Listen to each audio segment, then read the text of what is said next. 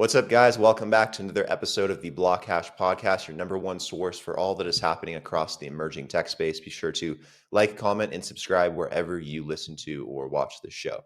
Today, I'm joined by Jawad, CEO of Vanar Chain, to discuss how they are the intelligent chain for real-world finance.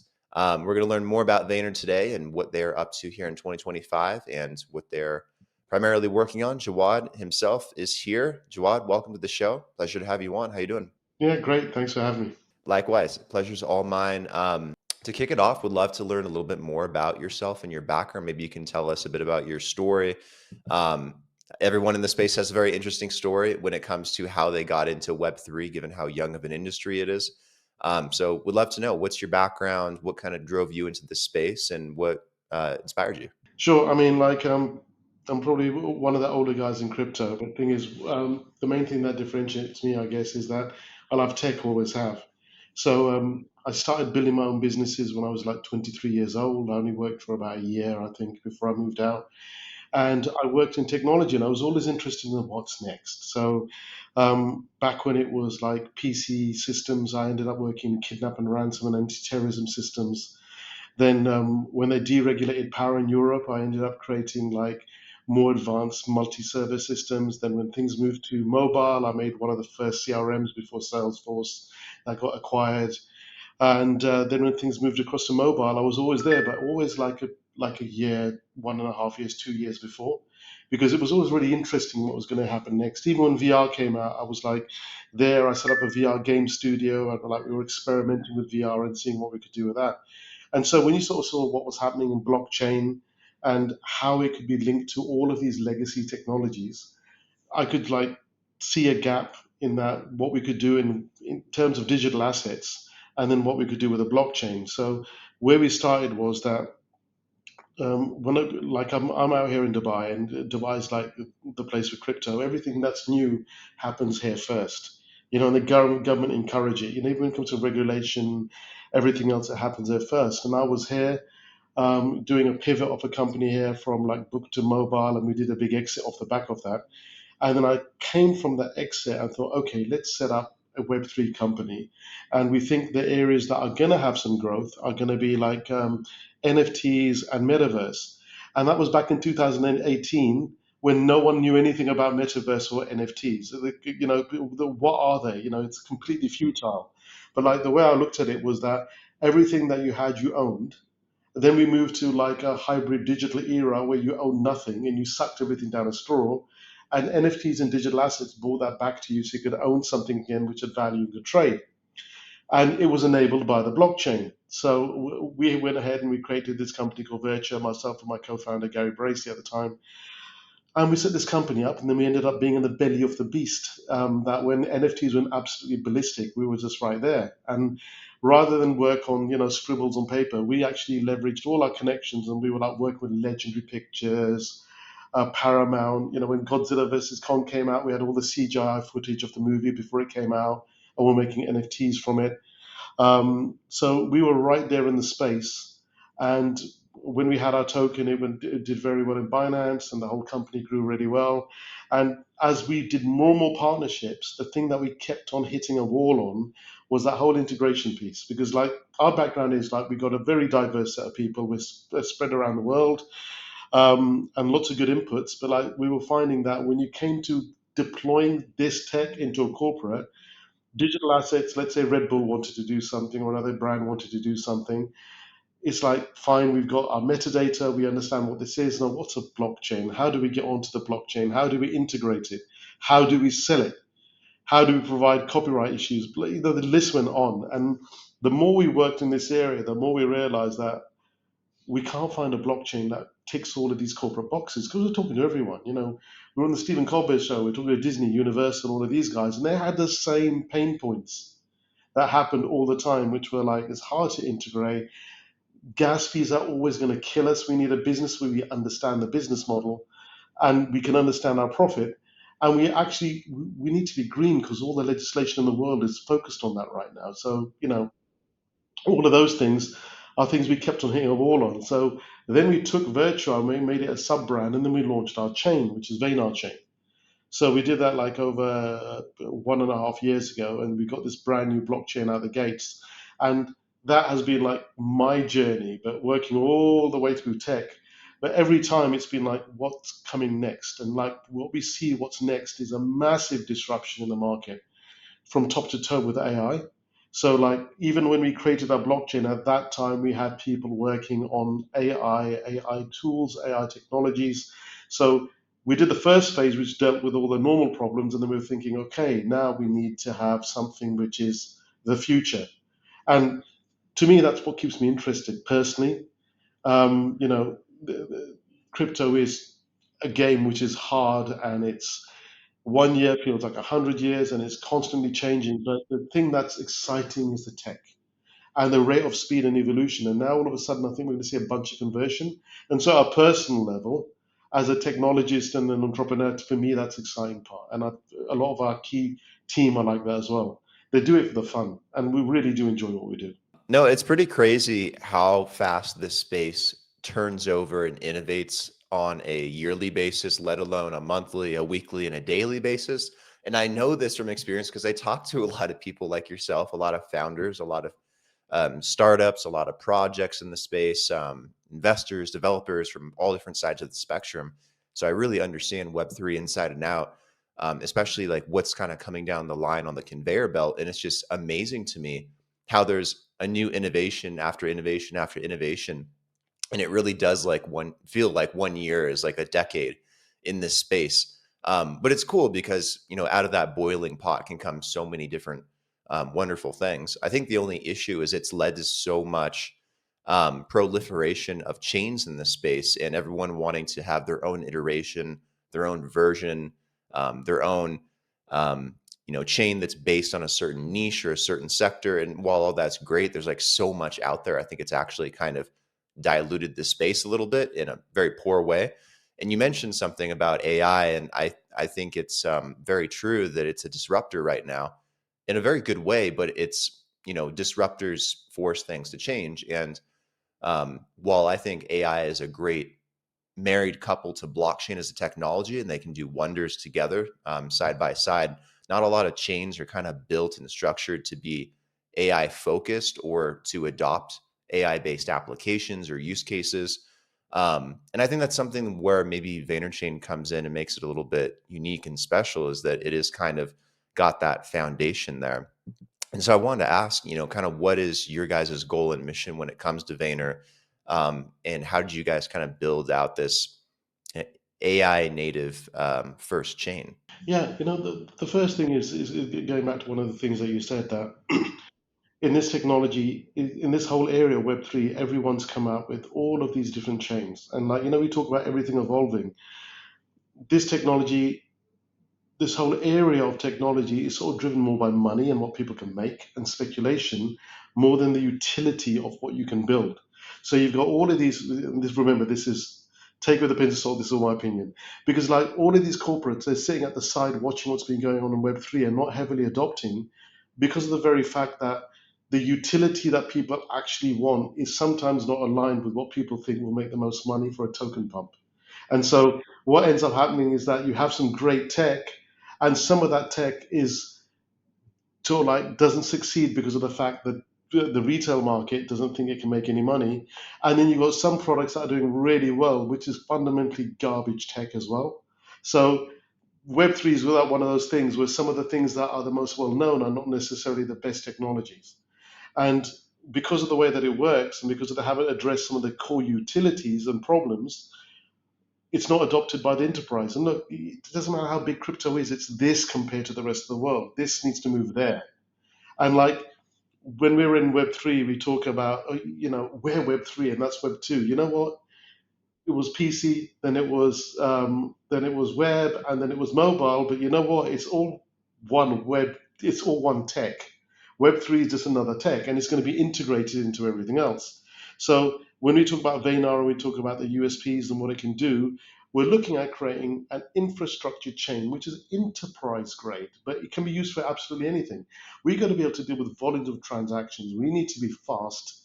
You need to have the ability to control those prices. It's got to be cheap, but it can't be one of those uber low cheap things which gets abused by a particular use case. You've got to have one chain which actually has like the way that we do it. For example, we've got like a curve structure, so it's incredibly cheap when you start.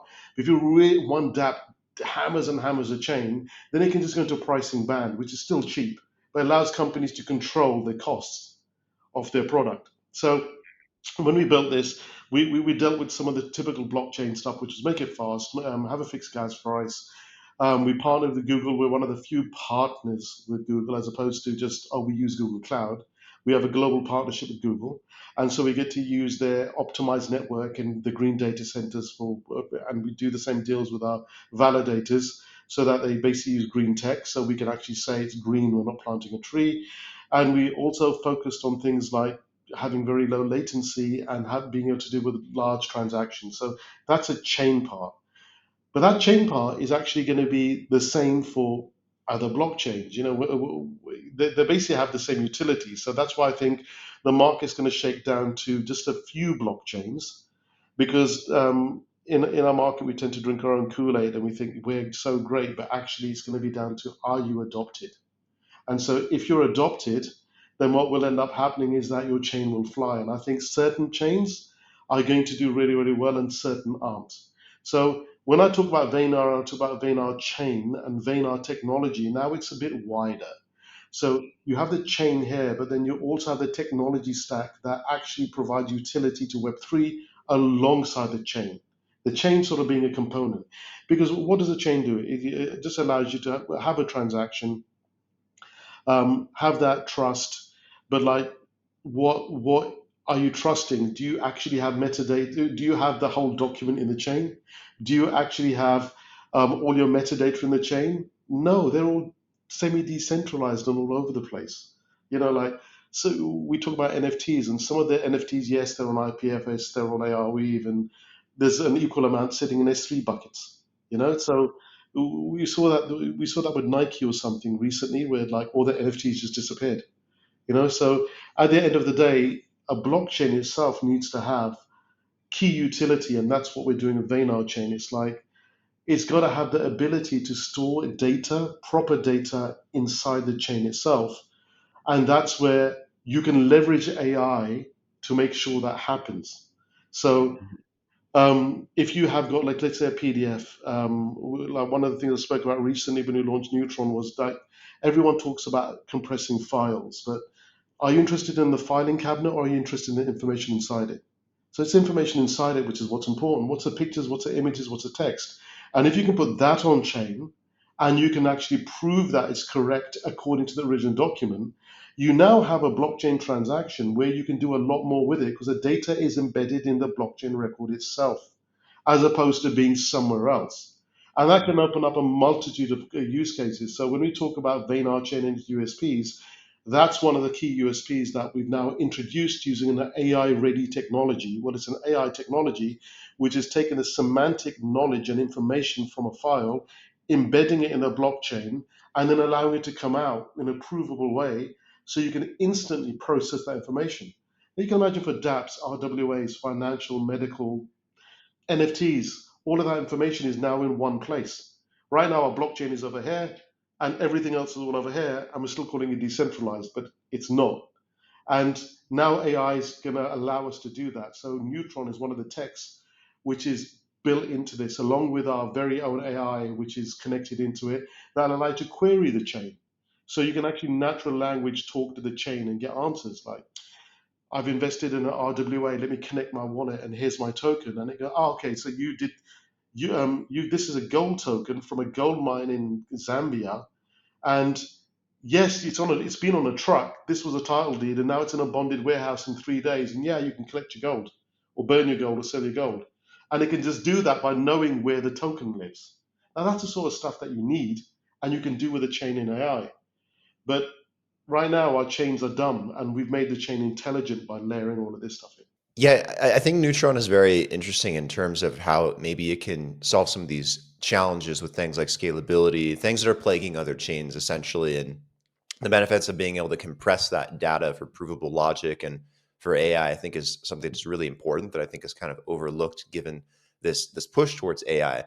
You mentioned you guys have your own AI, right? Is that something that's built out on Vanar Chain, or is that something external?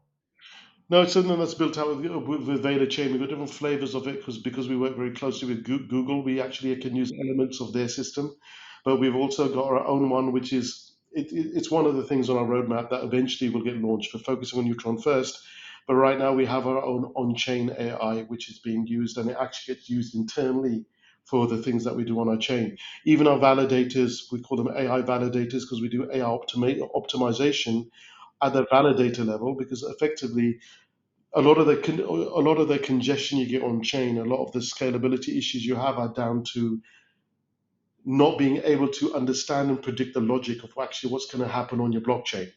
And so you don't need even a full AI for that. You need tiny little machine learning components, which are minuscule. You're talking about 17K components that can be embedded into the chain or alongside the chain, which can help regulate it. So yeah, so just like we got the AI and we got Neutron, we have ML components, which are like neurons from the AI that accelerate in the blockchain as well. Interesting. So who's building on Vayner Chain? Do you have any examples of maybe some things that are being built out in your guys' ecosystem that kind of highlights the use of AI on top of Vayner and maybe some of those components? Well, one of the things that gets people building is to build an ecosystem. You need a good thriving ecosystem, and that's one of the things that we saw. I talked about practical reasons that we're different. We saw that the ecosystem was always really badly supported. It's like people would love to get the project on board, but when the app developer tried to do something, it was very hard for them to get any support from any chain. So that's something that we've really been pushing on. So we've gone to university level into multiple universities. We picked Pakistan first, and then every single university, every single incubator, and that's where you've been encouraging the DApps to go ahead and build. So if we talk about just DApps alone, you got World of Dypians is like number one game on DApp radar. We got like the 4ME super app, we got adversity, we got a massive healthcare platform. But more to the point, we're actually building out even things with WorldPay. So we're talking about like one of the largest payment, one of the largest payment companies in the world. They do, like $1 trillion sort of transactions, absolutely huge. You go to any retail store, you'll find WorldPay sitting behind a percentage of them, and we're working with them to bring out like Web3 solutions. We're already working on like the payment on ramp based built upon Vanar Chain. So we're dealing with like the grassroots. We're incubating and providing education to young students for them to build new dApps. And we've got lots of Web3 dApps that are kicking around our ecosystem and more coming on board. But then we've got more mature platforms like healthcare, and we've got WorldPay, and then we're currently working with something on Google that's going to be launched on the Agentic platform, which is going to be using Vanar as well. So it's quite a wide range. We've gone from grassroots all the way up to the largest corporates, because ultimately, if we can do that, then it means that the things from grassroots, these dApps, can get a corporate footing through us.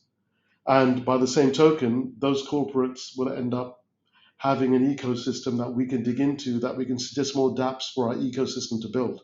So if you do a deal with like the largest like the best law firms in the world, then there's multiple use cases where you can get dApp developers to build a dApp for that. A lot of dApp development right now is like, okay, well, it's memes and DeFi and all of this, and DeFi is going to be a big thing. That's why we're working with WorldPay. But it's a case of you need that support at institutional level, and you need that support with banking, card issuers, and all of these things. Otherwise, DeFi just becomes a little circuit of money, of crypto money going around our little ecosystem.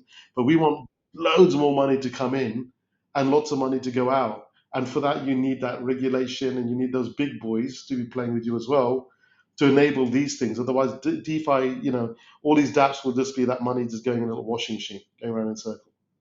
So yeah, for dApps, we've got like a whole strategy in place, and we've been building it out very strongly. So even in Pakistan, like we run events with Binance, we run events with Google throughout the country. We're educating people in how to even code, um, and even AI code builders and how they can code for you, because You got to encourage that ecosystem, and we'll get more dApps when you have this. Otherwise, all you end up getting is a company just throwing millions and millions of dollars into all these dApp companies, hoping for one unicorn and throwing most of it up against the wall, which is what happens a lot in crypto. Yeah, there's no shortage of VC money in this space over the last 5, 6, 7 years or so. Like they just throw money at things and see what kind of sticks and hits on the wall. And again, there's so many different projects and chains out there and people building. It's not always conducive, so it needs to be distilled a bit more. In terms of development, I'm just curious, do you guys have like resources for developers that are looking to build on Vayner and in Vayner's ecosystem? Do you do anything like hackathons or Yeah, we do all of the above. So we got a whole ecosystem thing. So if anyone goes to Vanar Chain's webpage, you go to ecosystem. We do everything. We run hackathons. We have a grant system. We do business development. We do lectures on the circuits. Even Google's Web3 incubator program. We have involvement with it, as well as incubator programs that we run in different countries. And as well as that, what we tend to do is that we try to line up business cases along with dApp developers, try to marry the two as well. Because often a dApp developer is building a dApp, but they're not really experienced. And sometimes it's pure genius, but sometimes it's pure crap as well. So you need to try to marry really energetic people who know what they're doing with a company that want to consume what they want to do. So at the end of the day, they can have a thriving business in a whole niche area of the world because they've been matchmaked at the beginning, and that's part of our ecosystem development too.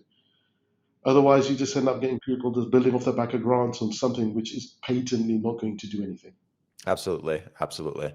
As someone at the forefront, I'm curious if you are privy to or have seen any like innovations on your side in the realm of like kind of going back to like Neutron things in the side of compression of data, on-chain storage, anything that maybe the audience hasn't heard of quite yet, that is kind of breaking ground in the space or gaining traction or that might be very hyper relevant here in the near future. Well, I think things like if you look at blockchains like Sui, for example, is an excellent blockchain, and I really like the way that they're encouraging their community. They're like giving good grants, but they're very, very focused on what their stack is. It's a mature amount of thinking, and one of the biggest ones in storage, I think, outside of Neutron, which like Neutron is going to allow you to store that data with provenance, with shards, proper storage of any information, and have instant recall, which is unique. But one of the biggest innovations that what I like is I like the way they're putting the Nautilus stack together, and Walrus is one of those nice components in that stack. It's like one of the things that's focusing on redundancy, and it's focusing on storing large sets of data. So it's actually gearing up crypto to actually be able to do data systems, which you don't really find. If you look at all the other storage area, you've got your ARWs, IPFSs, Filecoins. They're really for high latency, slow retrieval. You go to OpenSea, go to some of these things, you're sitting for 5 seconds waiting for something to pair. You can't have any corporate grade system like that.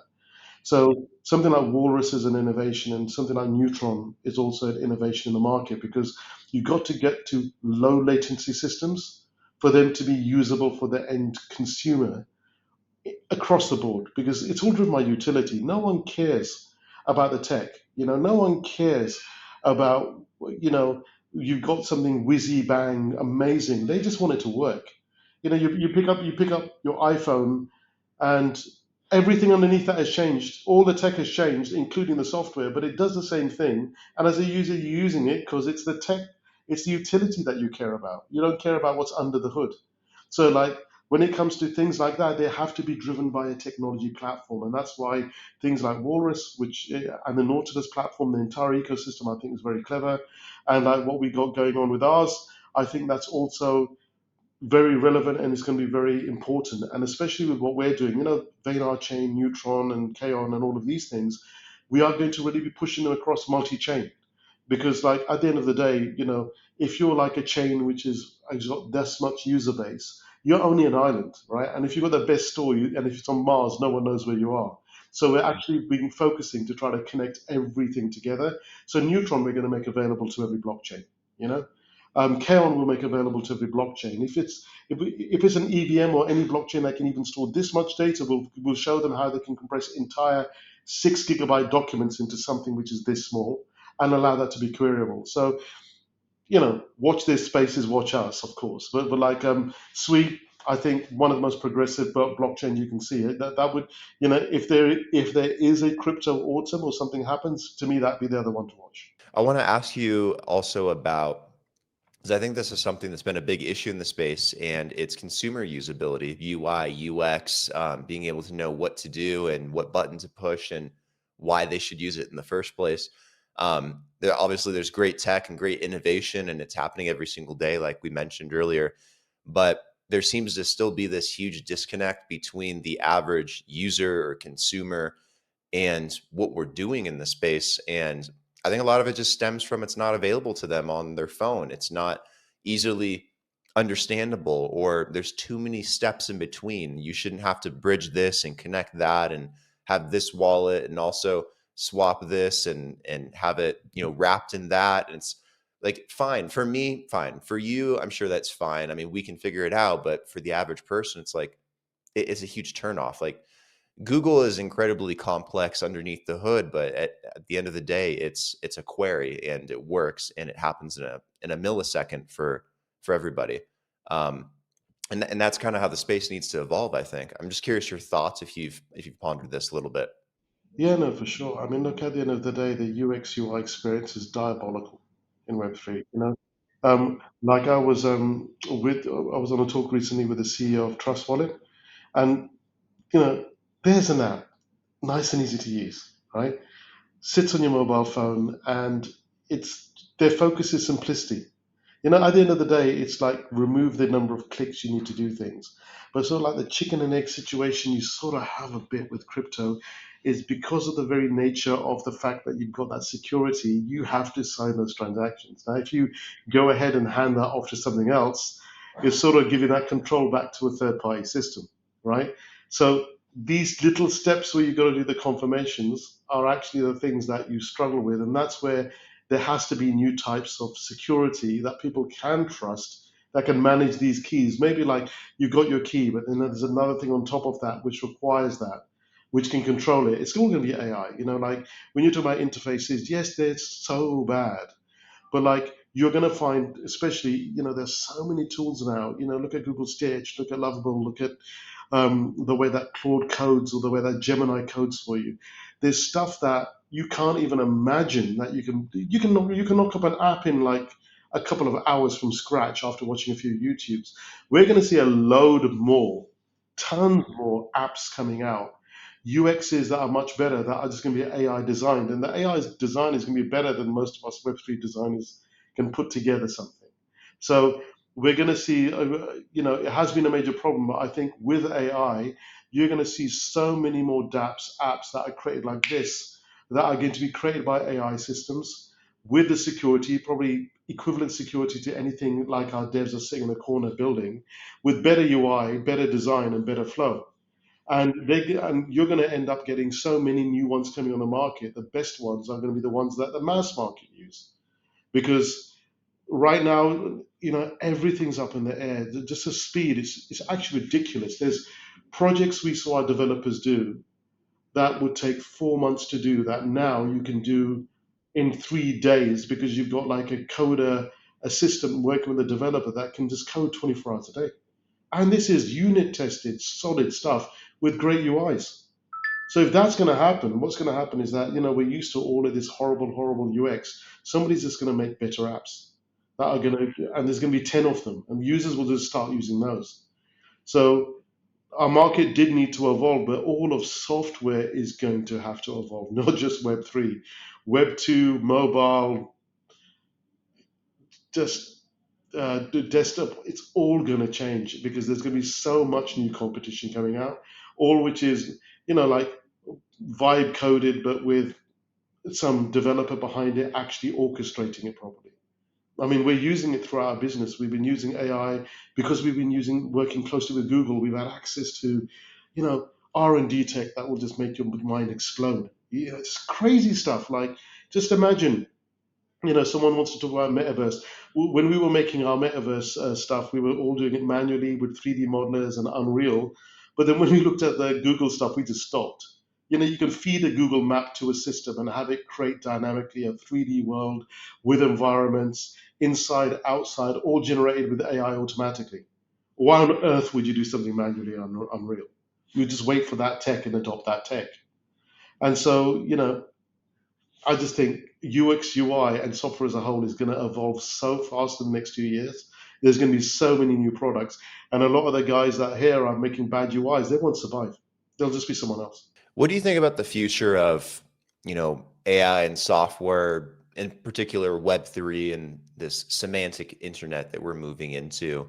It seems like, it's going to be a massive disruptor, like we've mentioned quite a few times, but it also seems like something that can create a lot of opportunity and lead to more creativity and new exploration and take out the heavy lifting and allow us to work on new things or be creative with it. And AI, I look at it as a tool, and I think that's the right way to approach it. It's not something that's going to turn into Skynet, hopefully, and take over the world. And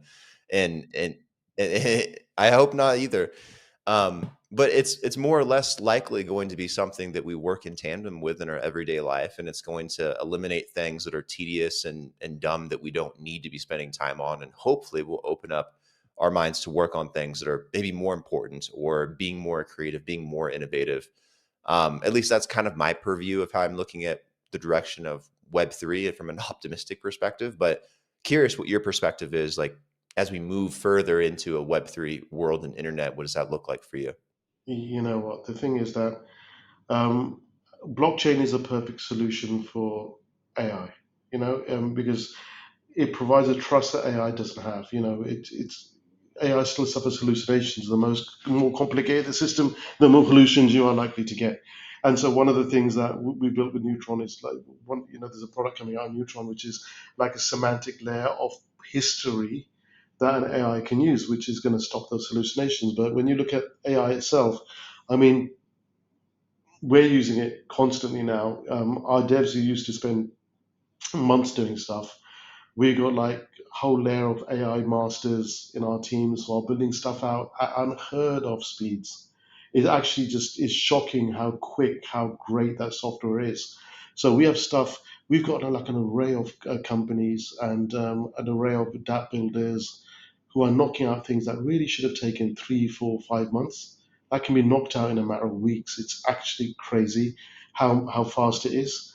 But then by the same token, when you talk about AI generally, just, let's look 5 years down the line, doctors, you know, you, your doctor can remember all the patients he's seen, but what about an AI that can compare like a million medical histories? Law, architecture, accountancy, coding. So many of those jobs are just going to disappear. But the senior people in those industries are still going to be around to orchestrate those AIs and make sure that they can make the right output. But the worry that I have is where are all interns going to go? Because no one's going to get to learn that skill because no one's going to want to hire them. You're already seeing that in multiple industries.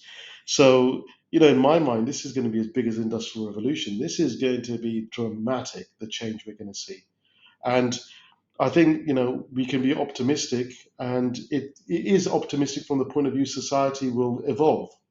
But like it's going to be as dramatic and disruptive and disheartening as anything you can ever imagine, because it will completely disrupt entire markets. I mean, I did a talk in the Pakistan government recently, and it was like, I used to be a developer back in the day. Even before I started doing businesses, I started as a developer, and I used to build my stuff. Then I saw, you know what? I'm a contractor, and I'm freelancing, and I'm building all these systems, and all the work that's here is going to be outsourced. And so the contractor market now today in coding is paying similar prices to what it did 30 years ago, right? For a freelancer. Now, that's because all the work went elsewhere. Now, for all of these countries that are doing outsourcing, imagine all of the Asia region, outsourcing is going to stop completely. So just imagine what's going to do to those economies. So on top of that, you're going to have all the white collar stuff, which is on this side, where everything is going to get replaced. It's customer support, blah blah blah blah blah blah blah by AI. So I think we're going to just see like a massive shift in culture, society, and we got to take these opportunities and evolve our businesses. But I am really concerned for the younger kids that are getting into tech today. When somebody comes to me and says, I'm an animator and I love animation and I've loved it since I was a little kid and I want to do it at uni, I just think there's no point, because you can do it with a prompt to any style you want, and you can bring your creative flair to it. But why are you learning these tools? Because all of these tools are redundant. So you know, Skynet, if Skynet comes, that's a whole new problem. But before then, I don't know what the shape of society is going to be in 5 years' time, but it's going to definitely go through a curve where when realization comes in, a lot of people are going to be utterly freaked out, in my opinion. These jobs are going to evaporate and they're going to wonder where they're going. Yeah, I have my own thoughts on what'll happen to society and whatnot as we get more into the future of Web3 here and AI. But that's maybe a conversation for another And time. So I could probably after this, you need to tell me, because I'm fascinated. share. Because like my lens is not a rosy lens. Yeah, absolutely. I'll tell you after this. We'll wrap up here in a few minutes. But I want to know what else is on your guys' roadmap going into the rest of this year for Vayner. Any exciting news, updates, announcements that you guys have coming up that people should be aware of? Yeah, I mean, for us, it's all about. We did a big Neutron event in Dubai, where we invited everybody and showcased the new technology. This year is all about getting Neutron, the compression technology, the semantic storage technology, and our AI out the door. That's our focus for the year, and then there will be all the partnerships that we're going to be announcing off the back of it, or people are going to be using it. We say RWA and DeFi, and we've got some massive RWA projects and DeFi projects that will be using this tech. I mean, we're talking about, like, there's one RWA platform that's going to be launching that's got over $5 billion of commodities lined up, from gold to precious metals to Bitcoin production facilities to hospitals in Africa, all tokenized and running on Vanar Chain on RWA. So all of that stuff is going to be using this tech, because if you're doing an RWA, you want to know where your money's gone. You want to know, if you're buying a futures contract of gold, where the gold is going to be delivered in 9 months, where it is this week. So this year is going to be all about taking what we have and making it real with real world use cases. So that's where all our heads are down to, the ground. Our heads are down to getting on with it now, delivering on the promise. Awesome. Any events, conferences, engagements, anything the community could connect with you guys on in person? Yeah, yeah. Well, the first thing is, we're here in Dubai, and we always encourage, if you're in Dubai, you've got all our channels, come meet us. We're sitting in Media City, and we're also, based in the UK. But later on this year, I can see us doing a few Singapore events. We're just finalising the ones that we're going to do. And Dubai, in the Dubai local scene, when there are events here, we tend to be participating. Especially, we co-host a lot of stuff with Binance. We're in Binance Treehouse recently. But I think our next big ones are going to be in Singapore. That's where you can come meet us. Awesome. Well, I'll try and swing by Dubai and come visit you guys at some point. Again, it's long overdue for me. I definitely want to make it out there. I know there's quite a Web3 scene. I'm sure you're enjoying it too, right? There's probably a lot of projects and companies to work with there. Honestly, it's like, from the first time that we had crypto exploding, some of the first crypto events were like, in Dubai, and we all used to be in like a shisha restaurant, and it's like you could talk about every single CEO and all the founders of all Web3 just sitting along a massive long table, just chilling out. And now Dubai's more and more of that. You have got, here, even where we are, we've got like OKEX, multiple crypto exchanges. We have people across the road. The CEOs live there, there. It's like a community. It's a proper crypto community, and like everyone tends to come to Dubai because we're a hub. So it's nice in that, living in a space where everything is around you the whole time. So you're constantly inundated by crypto bros turning up. So sometimes the Dubai side events are just like too much. There's too much going on all the time here. Sounds But like my kind of vibe. Same no, for you me. you you'd love it, and it's really fun. It's a wonderful place to live, and on top of that, the government backs this stuff. We've got VARA, we've got regulation happening. I can pay for my telephone bill with crypto on my mobile app. You know, that sort of stuff. There's That's so the much. future. It's a future, and they're embracing it. And you're in a place which doesn't see crypto as a threat. They see crypto as an opportunity. They see web as an opportunity. Web3 is an opportunity, and that's where you need to be, right? If you really want your company to grow, you want to have the best guys working with you, you want to have the best innovation partnerships. They're all in your doorsteps. That's where you need to live, and it's just a brilliant place to live. That's amazing, man. Happy for you. I'm definitely going to come visit 100%. Where can people go to learn more about Vayner? Is the website the best place to start? And do you guys also have a community? Yeah, we do. We do. Website's the best place to come, but we're also you can find. We got Discord. We got Discord chat where you can go there. If you go to our Twitter, you'll find every single link to everything that you want to go there. And our handle is Twitter at vanarchain.com. Um, so basically, let's just go check it out. Go to our Twitter. Go to our Discord. Have a chat. People from our team are always like hanging out around there. So. Yep, just come, website, meet us, chat to us. It's Web3. You can to reach us all as much as you want. We're all available.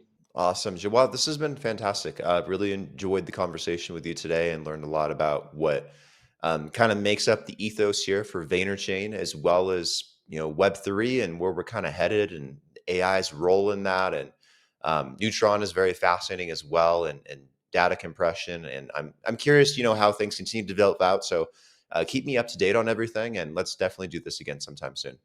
Definitely. It's been a pleasure. Thanks a lot. Likewise. Talk to you soon. Take care.